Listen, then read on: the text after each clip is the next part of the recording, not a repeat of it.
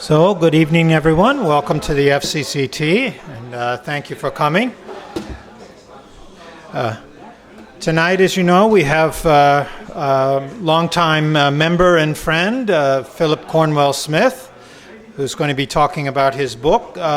Before we get started, let me just mention a few things that are coming up at the club. Let's see. Next Monday on Friday we have piano performed by Tim Johnson.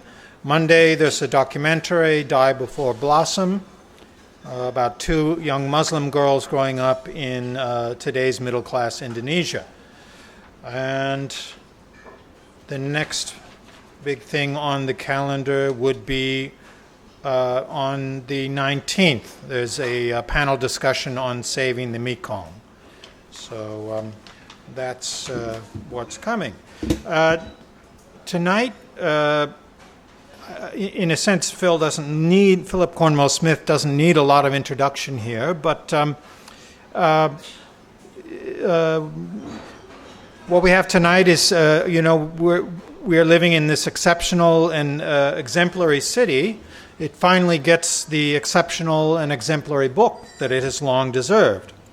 The city's exceptional in its sort of vortex of sensations, its chaos, whether real or perceived, and it's exemplary in how that chaos sometimes leads to good outcomes. The sort of creativity and humanity, the freedom, sometimes the economic opportunity that results. What's exceptional about the book is that Philip resists the temptation to romanticize all this. It's actually a rather serious investigation, and deep and broad, of what makes the city work. And the approach that he takes is very innovative, very original, exploring how the city affects the senses, 20 senses in fact. For example, the sense of balance, or the sixth sense, things that I think no other author or observer has ever commented on before. 360 pages, more than 450 color photos, 10 years of research on the book itself, and Phil was living in Bangkok 15 years before that, writing guidebooks, editing magazines, so there's plenty of deep background to this book, and we're going to explore some of the contents beyond the book, even in our question and answer session. I think there's no need to go easy on Phil. He's an old hand. And as I said, really 25 years of background went into this, so please be ready with questions. Turn it over to Philip Cornwel-Smith to talk about Very Bangkok.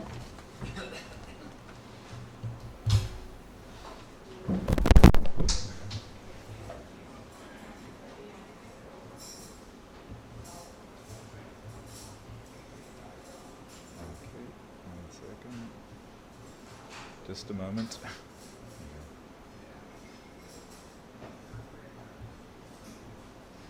Okay, thank you very much for coming, and thank you very much, Brian, for the introduction, and thanks to the club for enabling me to speak here. I've been a member here for most of my 25 years here, and I was on the board for a couple of those years trying to organize programs, so I know what a lot of work goes into that, Brian and Gwen and the rest of the board. So thank you very much for that. As Brian says, this book is about why Bangkok is the way it is. There's lots of other books about the city that approach from particular angles, but I'd always wanted to do a book that was comprehensive and contemporary, and that meant I had to go deep into lots of different fields and topics before I could summarize them again. So I had to go very broad and long before I could then condense it down into the number of chapters that we've got, about 35 or something in the book. and they deal with pretty much everything in the city. So my talk's going to focus on a few things, particularly my approach to the city. But when we get to Q&A, you're welcome to ask me about almost anything on the city, and I might have a view on it. Maybe not a technically correct one, but a perspective. So this book is called In the City of the Senses, and when I was trying to find a way to encapsulate what this city is all about, this struck me as the thing that really impacts you when you arrive in the city.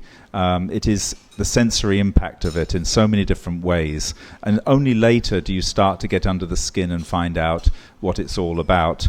Now, the city is one of many perceptions, and it's got many slogans, many presentations of it that are really quite cliched and quite rigid. From within, it presents itself very much as the land of smiles, with a very serene view of itself. And even when it becomes realistic, it's still very much an upbeat image, the city of life.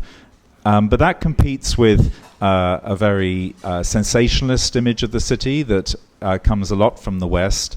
There's a book here mentioned called The Bangkok Noir, and that is something that is a world that's presented very heavily in the bookstores. When you look about books on Bangkok, probably more than half of them deal with a sensationalist view.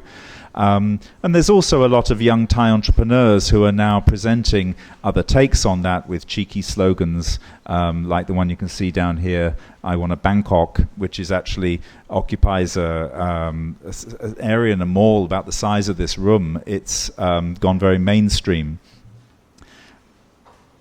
Now, there are other ways in which the city has been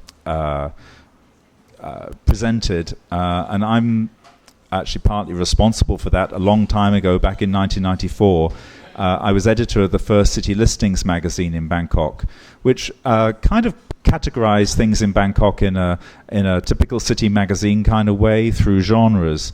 And then I went back to guidebooks, and I presented it through guidebooks, which also have their own way of sorting things, which is by area, historical era, and through top lists of sites and things like that. So there's a lot of ways of looking at the city, and Brian might have mentioned about my earlier book, very, very Thai. I looked at the popular culture, which has become a major area of my investigations about this country that's now my home, and that led into me applying all of those different perceptions to this new book, Very Bangkok. It's actually the third version of the book that I had set out to write, and the city has changed so much even while I was writing about it, which presented a challenge. And this latest version of the book, I've tried to make a bit more what's the word? It's less vulnerable to places being closed or out of date, because I've focused more on the motivations and the reasons why things are the way they are. So the book doesn't include lists of restaurants or places to go as such, although it mentions an awful lot of places. So if the examples change, they'll still have some kind of character similar to what I've been writing about. So hopefully the book is protected from that fast churn that the city is going through. Now, I wanted to look at senses from many, many different directions. Some of them are from personal impressions that we get in the city, and others are from other perspectives, particularly digital perspectives. And big data gives us an awful lot of new ways of looking, like this satellite image of all of the land use around Bangkok. First impressions of the city are often what it smells like. I remember somebody said to me that the city all smells of food, and even though they got rid of the stalls, it's so embedded in the sidewalks that it still smells of food. but it's a city of extremes as well, and I think the smells of the city really exemplify that, because there's such an attention to the delicacy of scent and smell in its floral culture and its food culture, and so many perfumed things, but also the stenches that we're very familiar with, particularly if we ride on the canal boats. I do look at food, and as I said, it's not about lists of restaurants. I wanted to look at what is special about Bangkok food, and also how is Bangkok food different from Thai food in general. It's a very awkward thing when I talk to people about the city. Everything keeps reverting to Thainess, and I keep wanting to haul it back to what is the Bangkokness of Bangkok, what makes it a bit different than the generic Thai. So I looked into the flavor profile of Bangkok, and there are quite a few things that you could talk about, for like the Teochew Chinese influence on a lot of Bangkok food, for example, and the royal cuisine is a Bangkok version of the cuisine. What we've got here is street food, which is very familiar to us all, and on the right here, this is actually a lab moo cocktail for people who like meat in their drinks. That is actually a piece of bacon on top there, and it comes with toasted rice, rather like you do a margarita with crushed salt. This is toasted rice to get caught between your teeth. It's a very strange sensation, drinking what tastes exactly like lab and smelling pork as you drink. Now, there are a lot of the basic top 5 senses that I look into. Touch is an obvious one that has a very Thai take on it. Obviously, massage is a major feature of the experience of the city. But it's still a place, even though it's very modern, where a huge amount is handmade still. All over the streets you find so many things that are handmade, and sometimes it's in the informal culture here where you find people from up country making things in the street. But it's a very tactile city with lots of wooden furniture and so forth. I do stretch the concept a little bit to the sense of fun. There is a strong sense of fun and sanook in this city, which makes it much more livable than many other metropolises of Southeast Asia that are harsher to live in, somewhere like, say, Jakarta, where there's a lot less sanook. In fact, on the right here, you contest your strength in the factory of happiness, and the harder you hit, the more happiness you'll feel. I've also taken a few liberties with the senses. Sight is so dominant as a sense. I thought it might be more interesting to take the perspective of looking, which is a bit more targeted, and it's also about the gaze that we bring to a city. There's a lot talked about the white male gaze or the colonial gaze and all this kind of thing. So I ponder, what is the Thai gaze, and how do we look at this place that is familiar in some respects and very, very different in others. Now this is actually a view, one of the very earliest photographs taken of Bangkok, and there's a view from that illegal building opposite Ratanakosin that's got looks down on the old city. Now there's a visual side to this book, as well as all the words, and to some degree you can read the visuals as their own kind of story. And I've tried to contrast the informal and the formal, and the chaotic and the orderly through the book. And the pictures, I'm trying to take a slightly different take on how things are normally presented. So the classic tuk-tuk, which is the secular symbol of the city, frankly, most of the time tuk-tuks are standing still and their drivers are waiting. So this is the reality of life for a lot of the tuk-tuks, is just waiting in line for a ride. Now, I've noticed a big change in my time here. When I first arrived, it was the big boom in the 1990s, and a lot of Western things were very in. Lots of European classical or Gothic or other architecture was popping up everywhere all over the city. But there's been a big shift towards identifying more with Asia, with China, Korea, Japan. And so in the book, I'm trying to also present the perspectives on the city from other groups, not just tourists, but also other ethnicities within the city. And I talk about how even if you're not Thai, it is possible to become a Bangkokian. I'm not Thai, I never will be Thai, I doubt. But I can feel this is my city. People live here many, many decades, and I'm sure there's plenty of people in this room who don't necessarily expect to move, that this is their home.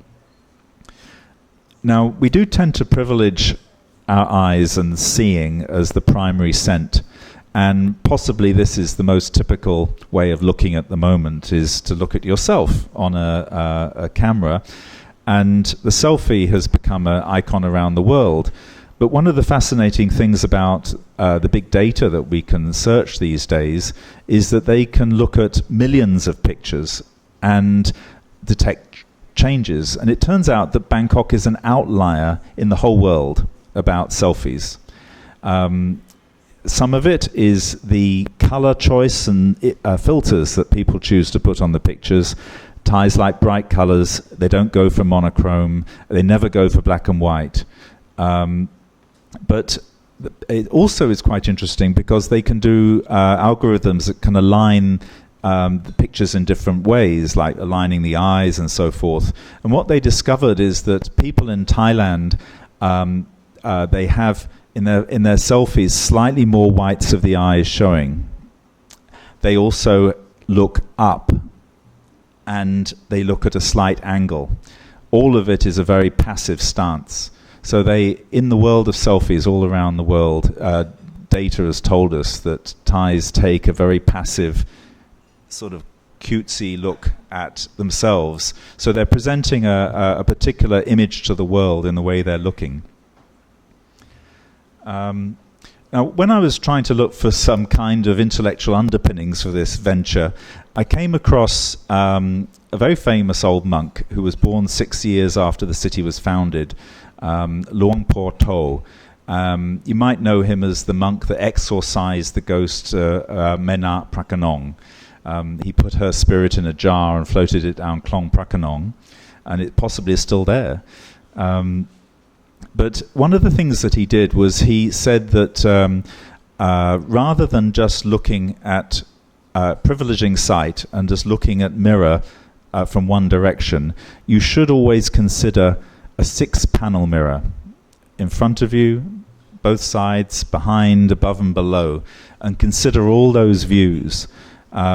So this is a metaphor for what I'm trying to achieve here. And what he also did was he said he linked each of those mirrors to a sense, with one of them being mind.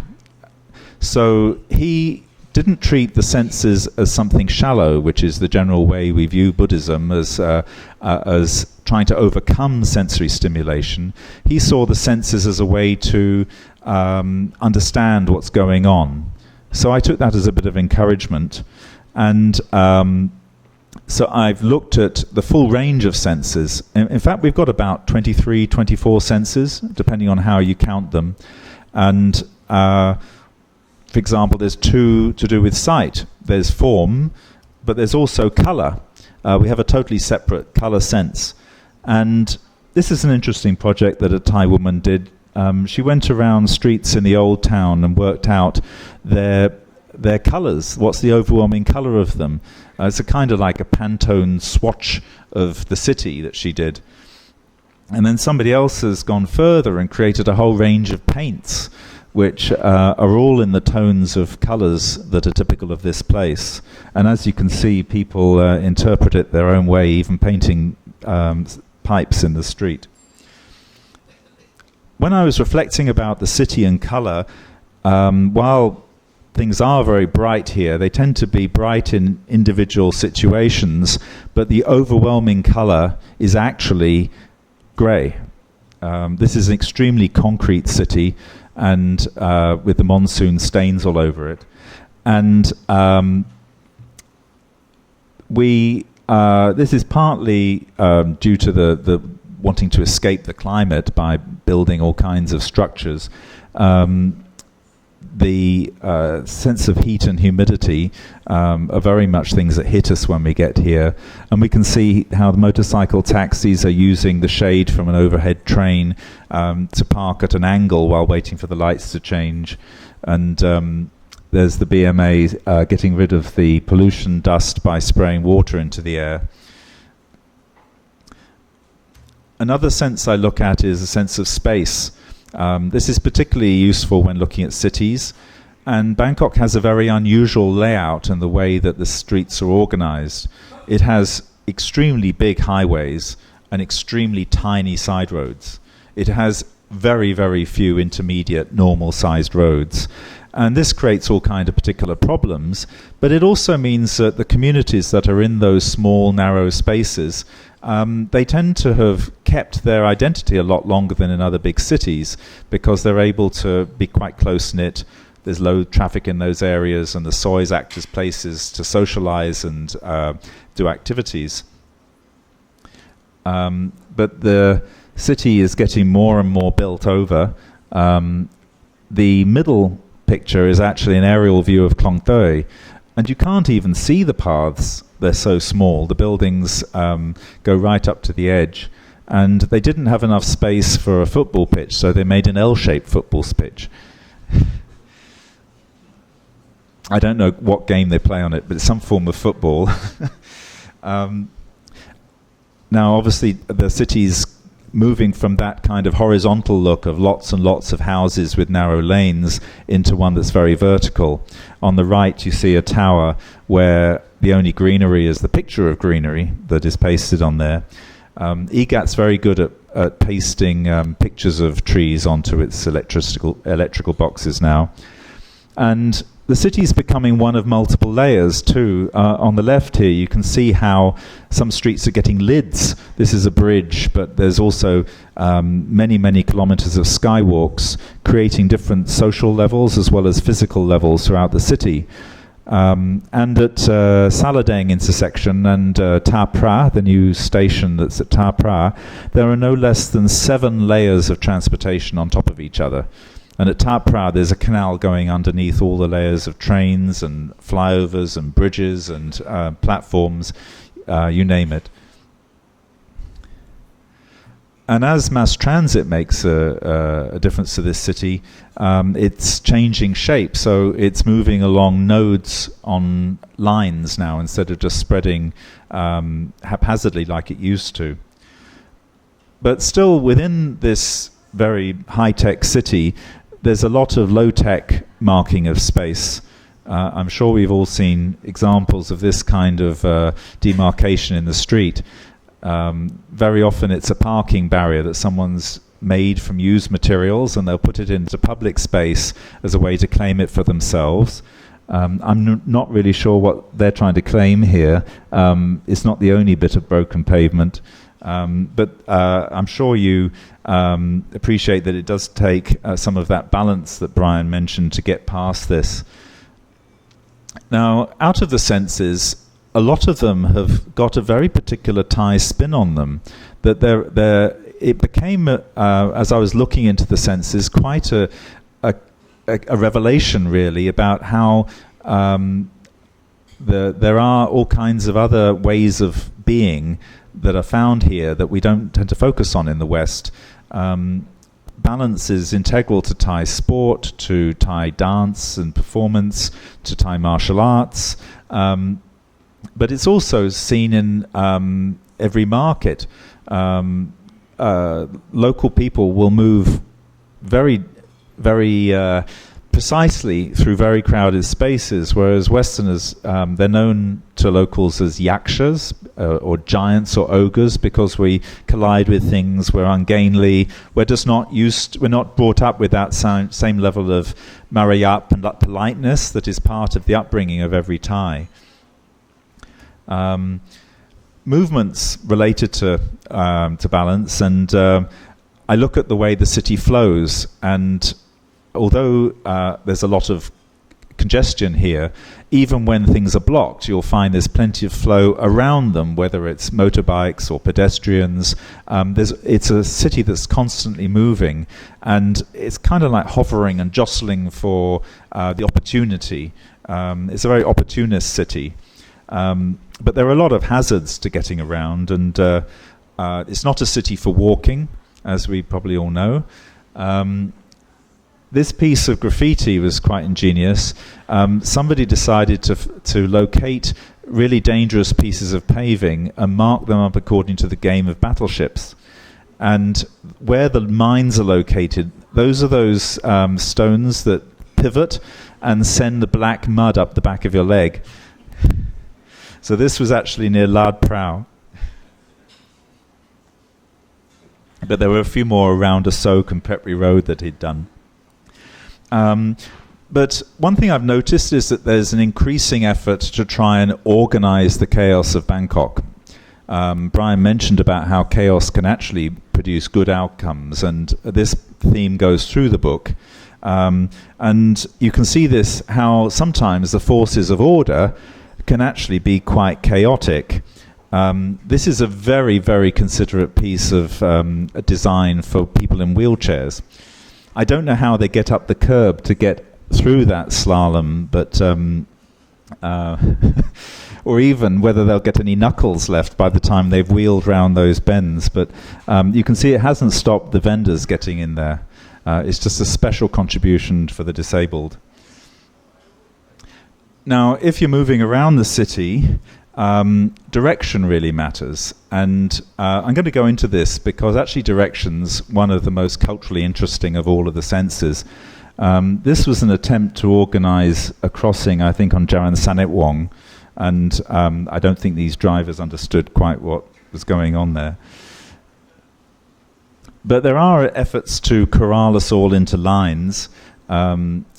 Queuing up has gone from being something where nobody did that at all to being extremely rigid, and people are told off for not queuing up correctly in the SkyTrain. Now, one thing that's quite interesting is that on the streets, you drive along the left-hand side, and also trains go along the left-hand side. But we're instructed to walk on bridges and stairs and so forth on the right-hand side. And I noticed also that boats go on the right-hand side. So there isn't necessarily an overriding principle, but there is definitely an incentive to try and make people go in lines. I don't know if anyone here has tried taking a bus in Bangkok. It used to be a bit of potluck. If you didn't read Thai, you wouldn't know where it was going. You could work out the number, but the bus stop didn't tell you where the number went.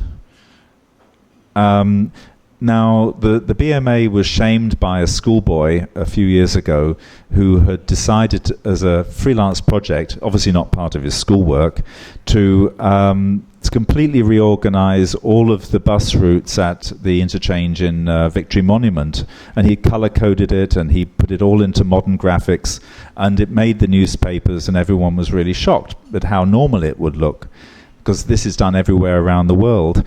And the BMA responded with the middle one, which starts around your ankles and reaches up somewhere about a foot above your head in something like 6-point. And it's very hard to read what's going on there, but it does have very nice lotus finials on the uprights. And then Bangkok actually does have a lot of very enthusiastic young urbanists. I don't know if you've come across them, but they appear at all kinds of talks, like at Southeast Asia Junction, TCDC, Bangkok Design Week. It's a very big movement of young Thais who want to do something about their city. And they're very interested in the informal culture and with wayfinding. And one of these organizations called Satarana at the Bangkok Design Week last year created a new kind of bus stop sign, which had the routes, the numbers, little diagrams of how they fit in the street, where you'd pick up the bus stop around particular junctions. And they've actually now started to be distributed around the city as a test case. So this is showing how these young, independent people are transforming the possibility of riding a bus. You might actually be able to catch one that goes to where you want to go. Signing is also something that is a bit different than in the West, because there's definitely a lot of pleasure taken in making signs more humanized. Whereas that bus stop is more dehumanized in some ways. We have all these Jia Choi policemen who stand at the junctions giving one signal. Even the bicycle signs have got hearts in the wheels. And something I've noticed is quite a lot of events that are held in narrow areas with narrow lanes. They use kind of like indicators about where to go that are not conventional signage, and they're often very cute. At the Bangkok Design Week last year in Talad Noi, it was illuminated bird lamps that were dotted around through the lanes, and you'd find your way by following the illuminated birds. And in another old community called Kudijin on the other side of the river, the Art in Soy event used cats. And you'd follow the cats. They even put illuminated cat paw marks that were in a fluorescent color along the floor. Bangkok's favorite map, which was done by a Westerner, Nancy Chandler, it wasn't a conventional map. She made it by landmarks and descriptions of the kinds of things in shops. So it was in tune with the sensibility of this place, which is not about giving very kind of data-like information, but orientations based on landmarks and things that are found in people's shops and so on. There's also a whole philosophy of direction in this city, which is found widely around Asia, but it's extremely clearly seen here. The philosophy on the left shows Mount Meru, the sacred mountain of Hindu cosmology, on the left, and you can see that Wat Arun is an absolute three-dimensional model of this. So there are 4 main directions, 8 compass points, and a 9th direction, which is up. So this is part of the Thai consciousness that we don't necessarily have in an egalitarian society. Now, Bangkok has got many, many communities, and although there's a lot of pressure to conform as Thai, they do maintain their own perspectives on things. So I cover quite a lot about the Muslim community in Thailand, but of course their mosques are oriented to Mecca. I look at the Buddhist culture, and the temples are oriented towards the east. And there's an awful lot about the Chinese in the book, including a dedicated chapter. Now this is the Chinese gate in Bangkok, which is at one end of Chinatown. And a bit different than other Chinatowns around the world, this is not a gate that's on a road where you've got it at either end of the roadway. This is in a roundabout, so it's a gate that goes actually nowhere, or in circles. You can stand underneath it at New Year, as these people are doing, and get some energy, but it's there as a feng shui marker, and a lot of things in Bangkok are set up according to feng shui. And there's quite an interesting story relating to this, that it's conceived as being the eye of a dragon, that is, the body of the dragon undulates along Yaowarat Road, and this is now being distributed quite a bit as a thing to learn about Chinatown. But what actually happened is that the feng shui of Chinatown was totally changed about 100 years ago. It used to be that the head of the dragon was near the water, near the river, and where the Poi Eng school is, and the Lao Pantagong shrine, and it would go up Chok Itsaranupab, and its belly would be where the old market is, and then its tail would be where the Dragon's Tail Temple is. And what happened when the Chinese became the Thai Chinese, there was an effort to turn these sojourning Chinese into Thai citizens. The orientation of Chinatown's feng shui was switched through 90 degrees, and roads were cut through Chinatown, and the belly of the dragon had to move to the new market from the old market. And this is, interestingly, not a Chinese gate. It is actually a monument to the Golden Jubilee of King Bhumibol. So it shows how the reorientation of the Chinese to becoming Thai it has been done in quite a lot of philosophical detail, and really switching the culture's allegiance in a very profound way. In the original sacred center of Bangkok, the center of Ratanakosin Island was the giant swing, which was built to indicate the creation of the universe. But the city pillar is also a center, and it seems a bit contradictory because they're not in the same place.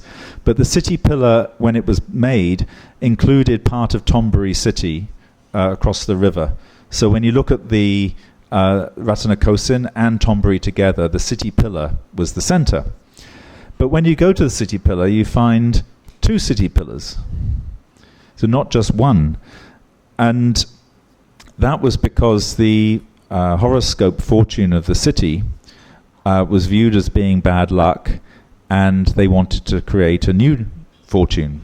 So a second city pillar was put in to create a different kind of way of looking at time. This is an intro into looking at time, which also has its Thai traits.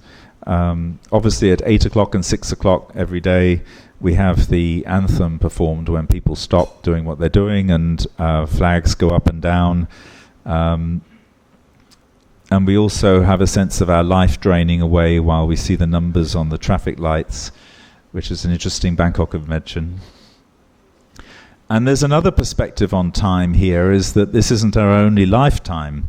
Now, I don't know if any of you have been to this cafe in Ari where you can lie in a coffin, and they will very helpfully shut the lid on you.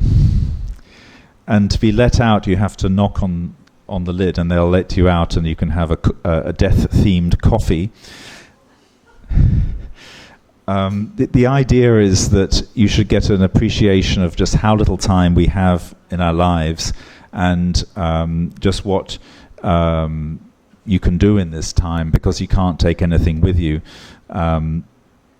Now, with that in mind, Bangkok has launched a very effective medical tourism campaign, where you can see here they're going after their target market. But there's something about Bangkok that has struck a chord with the world, about a feeling of compassion that you detect in medical care. Lots of things might not go as smoothly as some other places, but the way people are made to feel here is incredibly special. And within my family, they have instances of that, and it's one of the special things about living here. Now, talking of the afterlife and the sixth sense that Brian mentioned is marked in a lot of shrines in Bangkok. There's a lot of ghosts, a lot of spirits, and on the left here we've got a snake shrine down on Ramatu Road. I don't know if any of you have been there. The offerings they give are plates of eggs with rubber snakes on the top of them, because there was a pregnant naga snake that was disrupted by the road building. And so if you want to go and visit that, it's near central Ramatu. And on the right here we've got people rubbing a takian log with powder to try and detect lottery numbers. And the new spin on this is live streaming of video of you doing it. I don't know who they're streaming it to, but almost everybody is filming themselves doing it. when it comes to the beliefs in Bangkok, there's a lot that's under the radar. One of those is the world of trance. It's very easy to live in Bangkok and never come across this. Perhaps at the Hindu temple in October when they have a festival, you can see on the right here this woman's putting a skewer through her cheek. She's a medium of Guan Im, the Chinese goddess. But there's a whole subculture of trance, which is in a way surrendering your senses to another being, and a lot of it's linked to the tattoo culture. And on the left here you can see someone being possessed by the spirit of their tattoo. One of the most striking things about this city is its noise level. Noise pollution has become an extremely big issue, and it started to become a Thai issue as well. I mean, Westerners tend to be quite upset by the level of noise, but it is a general quality of life issue. There's all kinds of measurement of this. This was an installation showing various different scenes with different sound effects. But also there's a lot of other kinds of sounds in this city that are quite distinct. The number of buskers playing folk music is one of the more pleasurable aspects of that. And then there's very ethereal sounds like people blowing on conch horns when businesses are having blessings. And sound is quite interesting to interpret here. The condominium brand called Noble, they turned the architecture of their condominiums into readable notation for sound creation. So people are applying this in all kinds of strange ways. And from sound into other types of pollution. This graph at the bottom is actually a reading of electromagnetic pollution. I understand that it's the worst pollution that we don't know exists, and that the extremes of electromagnetic pollution are very, very great. And it turns out that Bangkok's got a very particular electromagnetic signal. A German artist converted those waves into the sound you could hear in headphones, and you can walk around Bangkok with these headphones on and hear the electromagnetic signals of all kinds of things. I did that, and it was really shocking. Everything from any kind of electronic object, the CCTVs, the transformer boxes, LED screens, the hanging wires, you name it, it all has a different signature, very, very different sounds. Like those gateways we go through, they ping in a very, very high-pitched way. But the most polluted place I found was the Sephora beauty shop in Siam Center. So beware, if you're buying lipstick, you're going to get these waves into your brain. And I thought I'd include this logo for the Ministry of Digital Economy, because they've turned the god into a Wi-Fi signal. Who says Thailand isn't modernized? Now, I look at data in many ways to give a sense of quantifying this city from fresh perspectives. This is what's called a population mountain, and this is a live data website you can go into, and you can see it anywhere in the world, and it's quite fascinating where you see the people where they are living in this world. And while some cities, like I think Korat up there's got a very, very pointy needle of population, so high population, extremely dense, and then not much around it. Bangkok's much more of a mound. It's very dense for a very big area, but there's not any one location that's super dense. This map went around quite a bit lately. These are the areas that are due to flood at high tide in 2050. And what's quite interesting with that map is it's almost identical to what the coastline was about 1,500 years ago. And the really ancient towns of the Central Plains all used to be, they were in a ring around Bangkok, and it turns out that all those years ago, there used to be seaports, and that amount of land has silted up in the meantime. Now, this is an interesting piece of mapping, another big data set. We all know how Thais are among the world's most intensive users of Instagram, but what this reveals is where foreigners photograph and where Thais are photographing on Instagram. So the warm colours, the red and the yellow, they are foreigners, and they're mainly around the waterways and the old town and a few shopping areas. And where Thais are photographing is much more the malls, commercial areas, places like Ram Kam Heng, Lad Prao, Ratchada, or up Gasset Sart University at the top there, and you can even see the street layout around Gasset Sart there. So there's so many photographs being taken. Depth map is another one of these interesting tools, and this says a lot about the street plan and how Bangkok is organized. On the left, you can see the main highways in red, or sort of orangey red, and then the yellow are roads that are easily accessible. But as you can tell, the vast majority of the city is the less accessible blue. Now, there's variations on this program that a lot of people are using now, because you can put in different preferences into the computer, and you can find out how easy it is to reach mass transit and major roads through things like motorcycle taxis. And one of the interesting data sets they came out with was the walkability can be put in there, and it brought out to the fore all kinds of important places that millions and millions of Thais go every day that are not on any maps because they're not in buildings.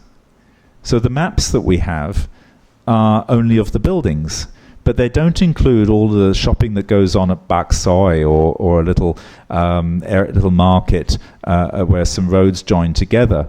And when you use this depth map at a certain intensity, suddenly up pop areas that are hugely important for local areas, but which you'd never guess their importance from maps. So we're starting to see how the informal culture can be mapped in a way that the old paper maps or even Google, they can't do that. Now, ultimately, the biggest thing that bounds this city is connections between people. And this was an interesting little installation that was done in a gallery where people could tie a line between different areas where their lives were connected, like where their family lived, where they lived, where they worked, things like this. It's not anything scientific, but it's giving an idea about the way that it's a very interconnected city of communities. Now, traditionally, in those small communities, there would be a very strong bond that was known as Bawarn, and that comes from the three letters for Ban, or house, War for Wat, and Ro for Rongrian, or school. So the temple, the house, and the school were all interconnected in the thinking of old community. And here you can see in Bangkok how people are all gathering together, cooking as a group, preparing food for monks together.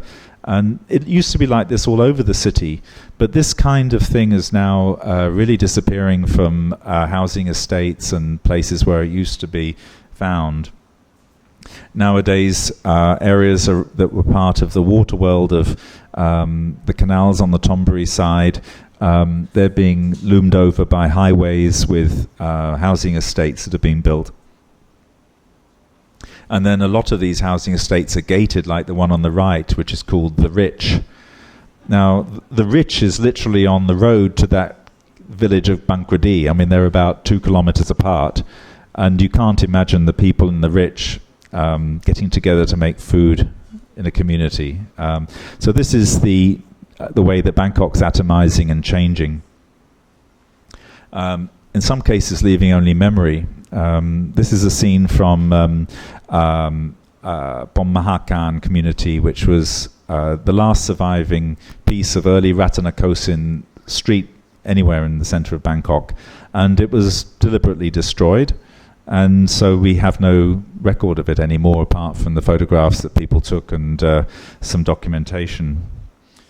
And we're also familiar with the way that many big objects are disappearing. This was quite a few years ago, but the artist was trying to demonstrate how history keeps getting reerased and rewritten, and he used a blackboard to do that, to indicate school days. But interestingly, where something has been rubbed over and then the Constitution Defence Monument drawn on top, now we would need to erase that bit because that's gone, and something else will be drawn on top. Now, some heritage is being preserved, and some communities are being marketed to tourists and to locals as places to go and explore and appreciate the old community life of Bangkok. The most famous of those areas is Kudichin, which is going to be supposedly preserved for the 250th anniversary of Bangkok. But we'll have to see how just sincere that development is or not. Tourism is reshaping the city, and if anyone has been to the area of the Grand Palace recently, you can see how mass tourism has completely changed how you can even walk down the street. It's all turned into a big kind of chute for tourists to go down. And a lot of the economy is geared to catering to those tourists, although maybe there's not so many like that today, given the coronavirus. This is quite an amusing little image on the right here in Chatuchak. It's a wying crocodile, and in his mouth is the beckoning cat, inviting custom. So the city's got some questions about identity. I would say this city's not had the same kind of sense of civic pride that you'd find in many big cities around the world, like London or Paris or Kyoto, where the pride is in the city and its character is extremely strong. In Bangkok, you find very few people who proclaim their love of Bangkok. It's not a city that actually Bangkok people have got much say in. They can't really determine much about it. It's done by corporations and by people who are in situations that there's not much accountability. And the city government only controls about half of the built-up area. And so there's not much that people can do about it individually.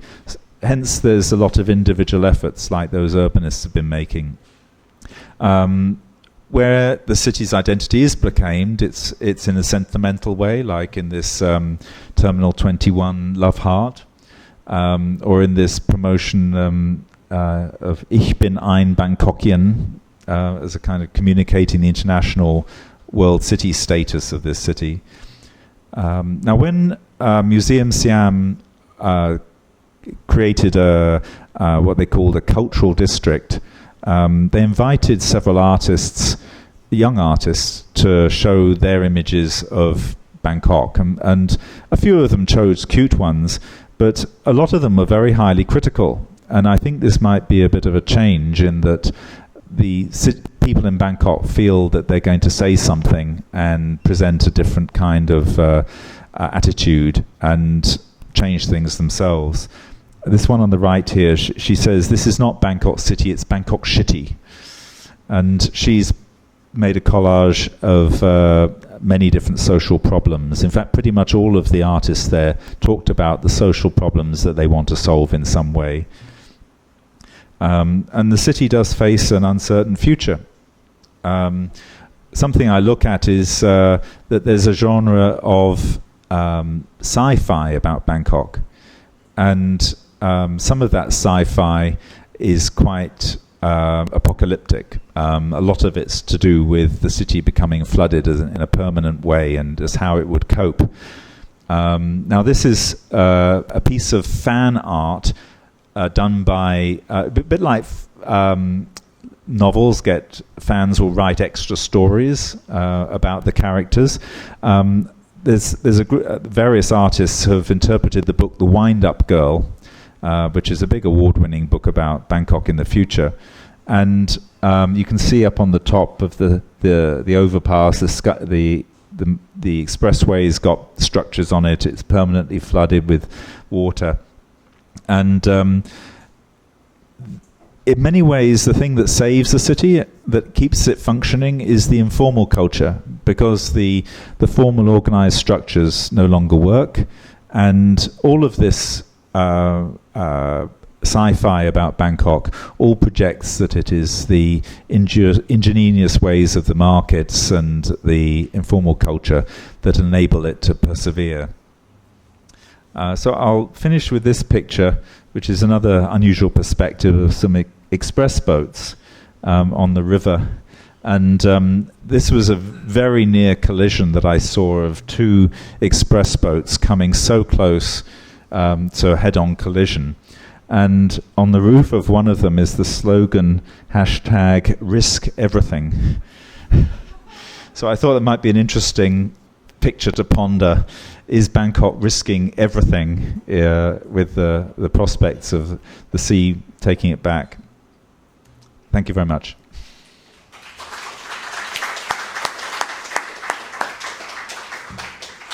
Well, thank you, Philip, for that kaleidoscopic look at the city and your book. I think maybe it's just scratching the surface of your book, and we can go a bit deeper here with questions. Maybe I'll pose the first to you.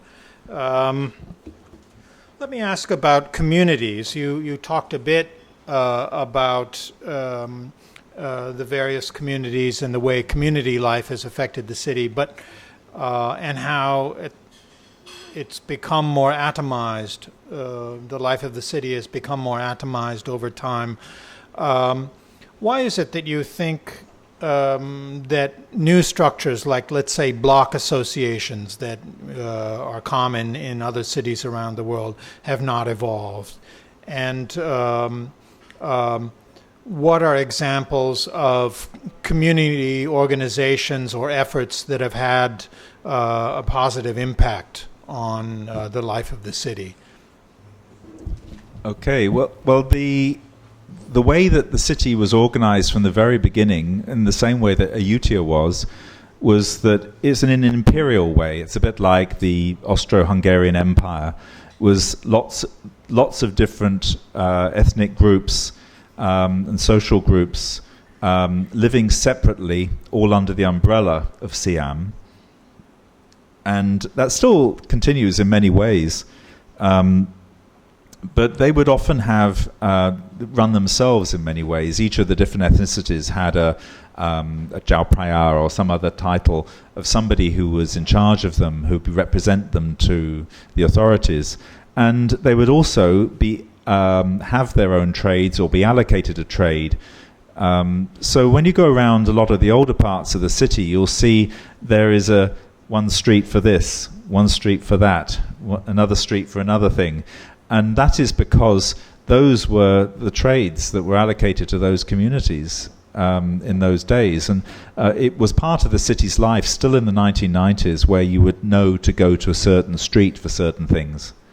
Now you go to Home Pro, but or wherever. But it was very much more divided up. There was even an area that was just spectacles. You know, it was quite finely tuned. And that's broken up by commerce and all sorts of other monopolies being broken, and also a lot of what they were making might have been very important for social life in those days, but is now not so important, right? So there's streets of basketware. Plastic came along. So what happens to the baskets? They either go up scale and become design objects, or fewer people buy them. So some of it is like that. Sometimes the road network has burst open communities. It's quite interesting in Thonburi. I was told by a community, they were talking about their self-organization. And they said that in the middle of the 20th century, the authorities deliberately redrew district lines to cut across the old organizations so that the community and ethnic structure of the organization would be made not possible, and that the hierarchy that people would go to instead would be the district office and so forth. So it was a way for the state to break existing community life, and that has gone on more and more and more, to the extent that it's they're becoming more generically Thai and less specifically whatever ethnicity they were. And so that's also a factor. Very good. Actually, one further thing I could mention, you're talking about contribution of communities to the city. About 20 years ago, after the big 1997 crash, there was a movement to do walking streets. I mean, it's happened in Ceylon now, but you have to go through those beeping machines to get into it, where a road would be closed by a community, and they would be showing off their own community crafts, and it would be community people that would be selling things. Now you get booths by corporations selling things. And in those communities, there's been a huge impact from the political division, that any big social organization effort, it becomes like treading on eggshells, whether someone's a red shirt or a yellow shirt, and so it became quite fraught. And I think that that's coupled with the atomization of people moving to the suburbs and young people going and moving into downtown condominiums. It's all just dissolving, and people are not pooling their community in the same way because of other divisions. That makes sense. So maybe we'll throw it open to the floor now. I'm sure there are lots of questions. And please identify yourself. I'm Larry Wolfley. I'm a non-member. I walk around looking up, and the thing I wonder the most about the city is what's the limit? The thing I wonder most about the city, walking around looking up at these things that keep going up, is what's the limit of the number of condominiums you can add to this environment? I mean, is there some way in which that fits into your themes? Yeah, I've looked at that switch from being an extremely horizontal city to being a very vertical city. I think sometimes the economy of condominiums is nothing to do with people living in them. It's a way to use money, and a friend also described to me these big malls as actually ways of hogging airspace, that they are, the real estate above them is what they're actually parking. So it's the future real estate above these big malls that they're also demarcating. And so a lot of these condominiums are bought for investment, or just places to park money or to launder money. Also, a lot of them are lived in only temporarily. Some people have a place they stay during maybe work days, but then go back to the family house in the suburbs at the weekend, this sort of thing.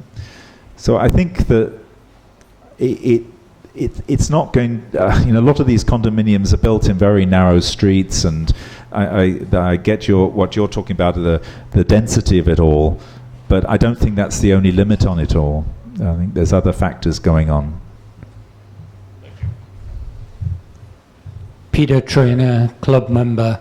I just wanted to ask about the combination of two things and the impact on what you've mentioned with the senses and the communities. One is the weather, the heat and the humidity, and the other thing is shopping malls. Are the shopping malls becoming the community centres or the community focus points rather than the communities or the living areas themselves, that people tend to congregate in the shopping malls? They're identical, the same shop units, the same companies, operate throughout the country and throughout Bangkok. So are they affecting communities as being identical locations, but as very strong magnets? Kids go there after school, students go there after university to do the homework. A lot of people just circulate there without buying anything because of the air conditioning and the food courts that they have. You didn't mention shopping malls in your discussion, but are they getting to be a big part of the city's community life? Yeah, there is quite a bit about them in the book. There's a chapter dealing with markets and malls and the connections between them. I generally agree with what you were saying, that they are becoming a centre for lots more things than just shopping, and especially for food. One of the peculiar things in Bangkok is the way they keep continuing to build malls when they're mothballing them in the rest of the world, and they're still building department stores when almost every chain of department stores in the UK is closing. So we don't know whether this will all survive e-commerce and quite what will happen with that. I think that malls do replicate community quite a bit because they're quite graded by status and interest groups. They're really differentiated quite a lot. And it's interesting, a mall like Siam Paragon, its shops were aiming very high-end, but because it was built as like a kind of nexus right next to the SkyTrain, and it became a very cool place to hang out, literally cool, as you say, people go there for food, but the people who buy luxury items, they go to Emporium and Gaesorn and places like that, which are much more exclusive and not overrun by school children and the middle class. So I think there is a lot of differentiation. When the big occupations by protesters in the centre of the city happened, there was a bit of a change too, because for a long time people had to get used to shopping in the suburbs, and I don't think the downtown malls ever recovered from that fully, because the suburbs have got these centres now, and they're very sophisticated, the same kind of chains as you say, and so there's been a shift. The centres become more touristed and less locals, and who knows what e-commerce will do. But historically, the markets were also a place where people came together. A point I make in the book, actually, there was that concept called Bawarn about the temple, the school, and the houses being the core of the community. It misses one element, and that is the market. Because generally official Thai culture, high Thai culture, doesn't like to recognize the market. It's got vulgar entertainments, it's coarse commerce, and it's Chinese, and it's not traditional, and so forth. Well, those markets became where the first movies were, where the Liké performers were. There would be gambling, all kinds of activities going on in the markets. So I think there's a consistency of the market being a social centre that's under the official radar from the very beginning. It's just they're escaping the climate. Yeah. Yes. I'm Terry McCollum. I'm a visitor.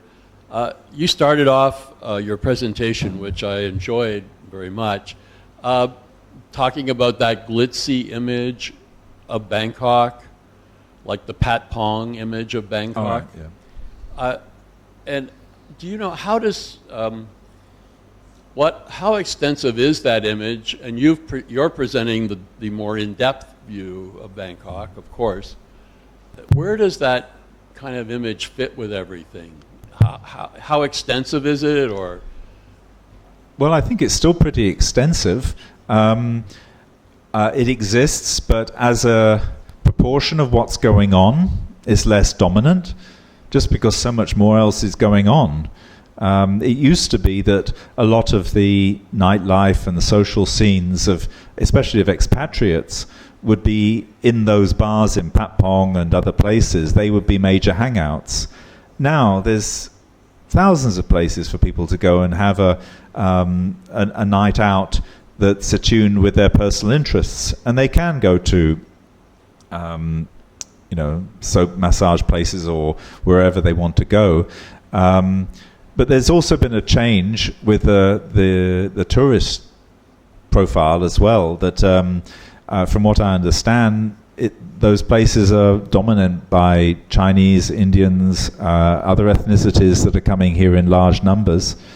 And so it's less of a hangout for locals or expatriates, and it's continuing to have an allure for those other groups from other countries that it's not just Westerners who view Bangkok in this lurid way. A lot of Asians do too. I mean, it explains a lot of the Malaysian tourist numbers, right, over the border in Hat Yai. It's a similar phenomenon with the big new target groups of tourists coming here. So it's very hard to shake that reputation. I just think that there's other stories now to be told about it. I remember back in after the 1997 crash, in this very club, journalists were saying that they were so relieved that business had come along as a big story, because all the world wanted to know was just the sleazy stories or the exotic bizarreness and a few other things like political revolutions and so on. And there was a business story to tell. And then in the early 2000s, there was a story about Thai design and about Thai film industry and Thai fashion and all these new export products and things that Thailand was doing. There's just more stories to tell. It's just a much more complex city than it was when that was the big story. Absolutely.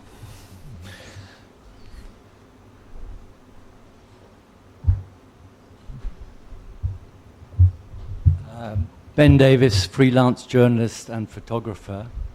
My question is, in Europe there's a great awareness of the value of heritage and conservation. Why do you think that appears to be less so here?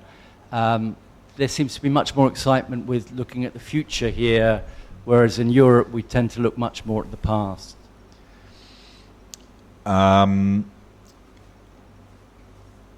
It's there's a part of it is the Western viewpoint is very particular. There was a movement of Romanticism that was reviving old ideas of Europe, classical Europe, that gripped the imagination, and so the beginnings of tourism and Westerners going to other parts of the world and discovering old ruins became part of the mindset of what Westerners do when they go traveling. And when they came to Asia, they did the same thing, and they just discovered Angkor Wat, or they discovered Bagan and these jungled ruins. And so I think that a lot of Westerners look at old buildings and they appreciate the patina of the old wood and the faded gold. And they don't like it when someone re-gilds it and it goes yellow again. It's one of those different standpoints that possibly it's the Western view that's a bit different. And it's a point in time in history when Westerners started to be concerned with this, when they hadn't been particularly before, maybe. And in Asia, the changes happen so fast that they're trying to catch up to something that's they want, and this is a status society very much, and part of status is showing that you're modern, and a lot of the Thai national consciousness is to be civilized or civilized. The perception that back in the imperial period that Thais would be seen as barbarians by potential colonists, So they themselves, just like Japan, decided to upgrade what they were doing into a Western-style mode, and that really hasn't stopped. So I think that there's an impetus to make Bangkok look like a perception of a fully developed country. And sometimes the model for that has changed. It used to be France and Britain, and then it became America, then it became Japan, and now it becomes other countries like China and Korea. So the aspiration is still an aspirational culture, and I think because of the status reasons, the people who are living in older housing, like with the wooden houses that are very hot in the daytime and have got other drawbacks for modern lifestyle, they're viewed as low status. So I think status is possibly the biggest reason. There are all sorts of real estate reasons as well, just the sheer value of the land. And also sometimes I think people see Thainess as tradition, but actually Thainess is an ideology imposed that over the old traditions. The actual traditions are very multi-ethnic, and that doesn't fit the national story. So if something's we might just see something as old, oh, that's beautiful, but it might actually be something, well, that's too ethnic for this taste of this national Thainess. And so you see a lot of aggrandization of buildings and sites into something that looks more higher status. That's my take.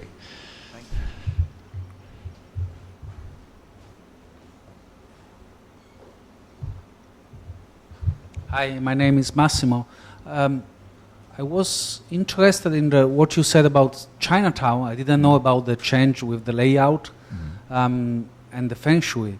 And I was wondering if you can tell us more, because it seems like here, if I get it right, Chinese got more integrated in Thailand 200 to 100 years ago than in any other Southeast Asian country, which is interesting because we are expert and we like the idea that Thais are welcoming with foreigners living here. So do you have an explanation why Chinese could get so much integrated into Thailand to the point that 9 out of the 10 richest family in Thailand are from Chinese origin, so they kind of control the economy too somehow. I mean, as a culture, not a citizen, now they are Thais. And my second question, if I may, is about the reason why Bangkokians may not be so proud to be Bangkokians. Is that related to the fact that probably many of them, their families came to Bangkok 1 generation or 2 generations ago within the process of being not farmers anymore, but become urban citizens? Yes, they're 2 very good questions. I do go into quite a bit of depth about. I ask how Chinese is Bangkok as a chapter, and the answer is an awful lot. It's reckoned to be roughly around 2/3 of the people in Bangkok have some Chinese genes, and curiously, if you go back in history, it always seems to be the same proportion, no matter how many more Chinese come in. So at a certain point, they're Thai, and then more Chinese come. It's a question of how they're categorized, and there is a theory, a very famous theory by a man called Skinner, that there's no 4th generation Chinese because by that generation they've all integrated. Other people dispute that and say, well, what about their continuing cultural use of Chinese beliefs and various things like that?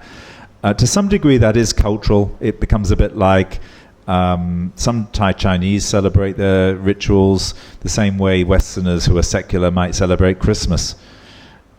It's a cultural touchstone, but it's not the core of them, their identity. I heard a very interesting theory that was somebody was promoting in a new book here a couple of months ago in this venue, and she had talked about how Bangkok was actually the capital of the overseas Chinese, and it was partly because of this kind of semi-separate state they had, and they weren't. It was slightly different setup here than in other countries in Southeast Asia. So the fact that they weren't integrated at that time meant that they had a lot of freedom, and they weren't one thing or another.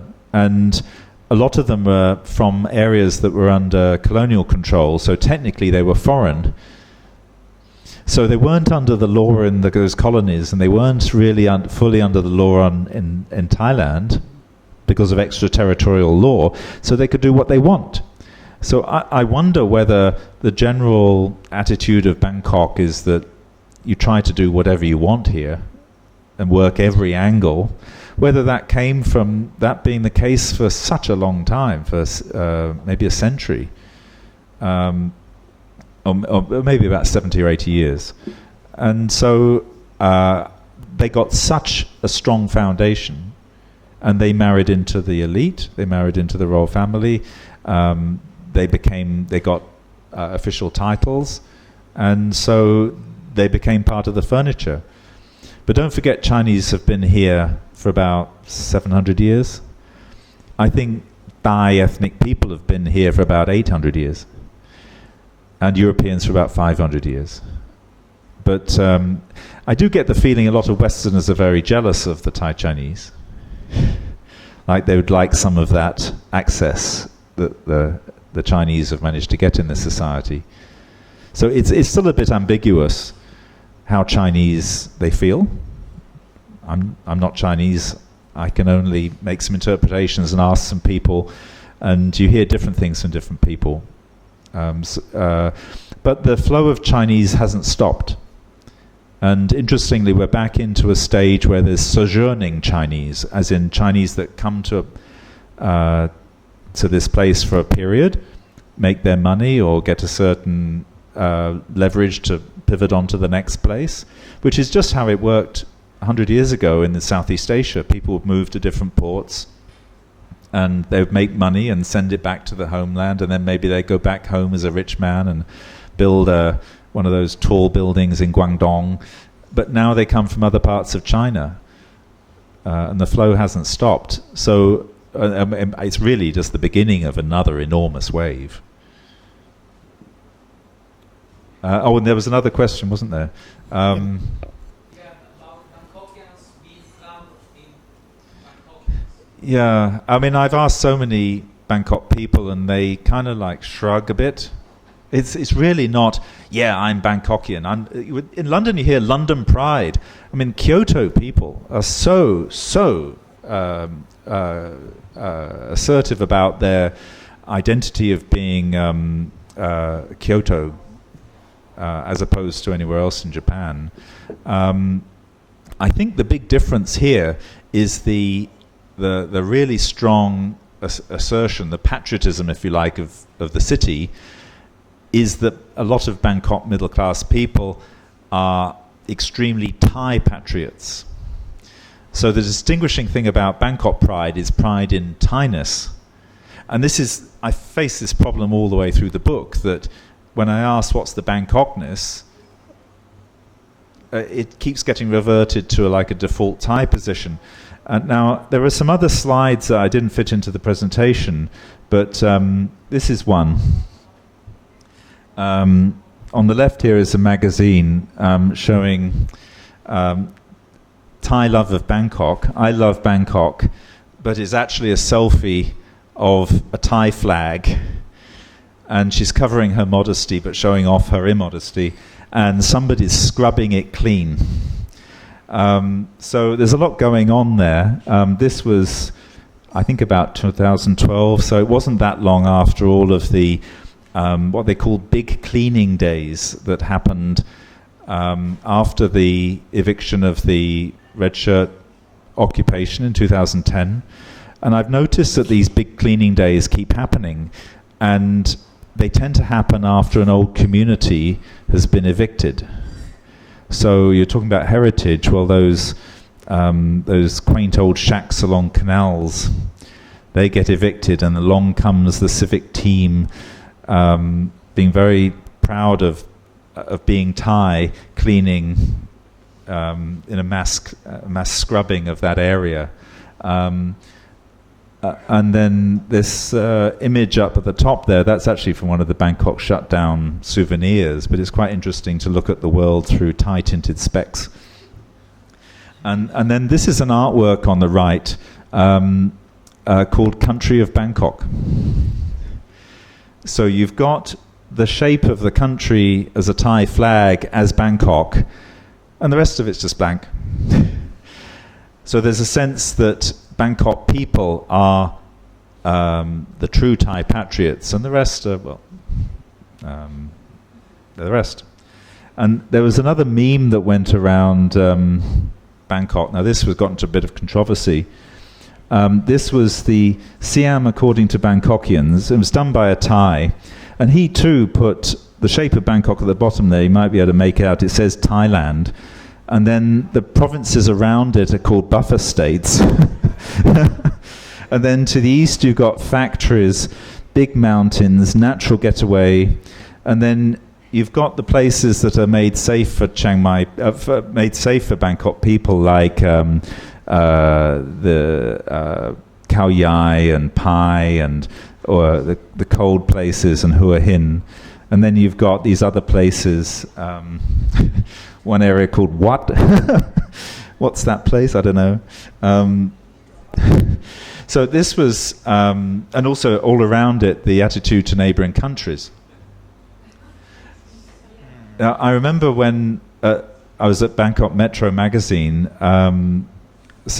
we had a letter from abroad each issue, and somebody had written one called The Ugly Bangkokian, and it was written from Vientiane, and it was about, this is 1994, and they were saying that the new ugly American abroad in Southeast Asia was the Bangkokian, who was being very dismissive of the locals and so on. On the right here, we've got a very interesting building here on Ratchadamri. It says at the top there that heaven is under construction. So this is one way of looking at what Bangkok is, that is getting more and more heaven-like. And they had this slogan, Bangkok New Dream, and it just happened that a bus and a taxi went past, and it felt like a lot of those bus drivers and taxi drivers and people in those buses are people who've come to this city for a dream. You know, they've come to improve their lives and maybe get an income and send money home. But there's this taxi slogan down there, the driver saying, "I don't belong here, but taxi belongs to my life." It's quite sort of poignant, really, that he doesn't really want to be here. And I think a lot of Bangkok people are from somewhere else, either first generation, they were born somewhere else, or they are so close that their parents or grandparents came here. I look at different ethnic groups from within the country, and the northerners and the southerners, they recreate their local festivals within Bangkok. And the northerners do it in a more general way, a bit more public, and they have stalls for different provinces. So you can go to your Payao stall and hang out with other Payao people. The southern ones tend to be based at temples that are related to particular provinces. So you might go to one temple that's linked to Patalung. Maybe the abbot comes from there, but Patalung people go to events at that temple, and other ones go to an event at, say, Wat Ratchatiwat is linked with Surat Thani. So Wat Ratchatiwat reenacts the Chak Pra ceremony that happens at Surat Thani. They do it in Bangkok, and that's very specific. But I found out that Isan people don't do that. They get quite a lot of entertainment that's from Isan, of their music, that they can go to in Bangkok. But when it comes to festival time, they go home. And they say sometimes it's to do with the fact that the ceremonies are very much integrated with elders, and they can't bring the elders here. They go back to do it there. But there's also this glapban sense of just wanting to go home.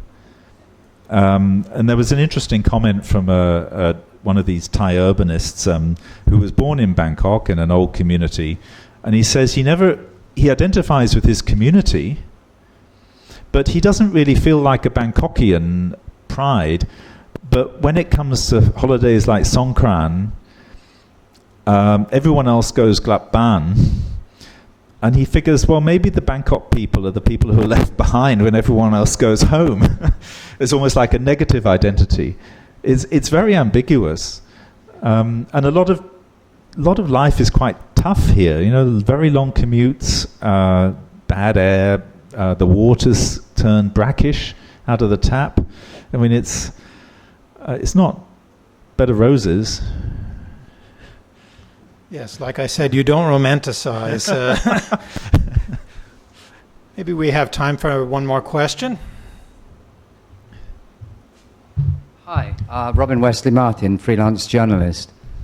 Here a long time, and I'm thinking that in the old days, that you'll also remember, Phil, when people were doing the construction of Bangkok, a lot of the people from the northeast came down here from their rice farms when they weren't harvesting, and they were doing all the construction. Over the last few years, it's mostly the itinerant workers now from different countries, for example, Myanmar or Cambodia. I'm wondering how this influx of the people who are constructing Bangkok nowadays, how you think it's changing Bangkok in a different way. Interesting question. It is. It's definitely a phenomenon that's happened, and the fact is a lot of the new middle class are people from Isan, which isn't necessarily appreciated by the middle class that came from China. And I think that's one of the political questions that's happened in the past decade or two, is people from Isan wanting access to be their voice heard, and that's one of the tensions. And then there's also an enormous workforce from these other countries. I do mention some of the communities of Myanmar people. I've seen a few of those areas that become like the old enclaves in the old town of different ethnicities. It's still the case. You can go to Ratchathewi and see a community of Burmese people there. I went to one in Yanawa, where there's a lot of factories, and Shan people were working in Yanawa, and they had a whole Shan festival there for Shan New Year. And it was fascinating, but it was a complete world to itself. So that kind of, they're having their own little areas. And it's also quite interesting when you look at the Mon community. There's some communities in Bangkok that are quite heavily touristed now, and quite romanticized. And there's a view that there's the old Mon and the new Mon, and that the old Mon are high class, and they were good refugees being pushed out by the Burmans 100 years ago or 150 years ago. And now there's the new Mon who are working, as you say, in these factories and construction. And the new Mon are prevented from celebrating their traditions, whereas the old Mon, their traditions have been absorbed and become called Thai, so things like cow chair and so forth, they're seen as Thai. So, and all of them ignore the extremely old Mon who were here before the Thais. Wow, very good. Fascinating. Well, thank you so much, Philip. A wonderful discussion. And yes, I'm sure you'll be back here before long. We'll be talking about other topics that might be related to your research, and hope you'll join us again soon. Thank you very much.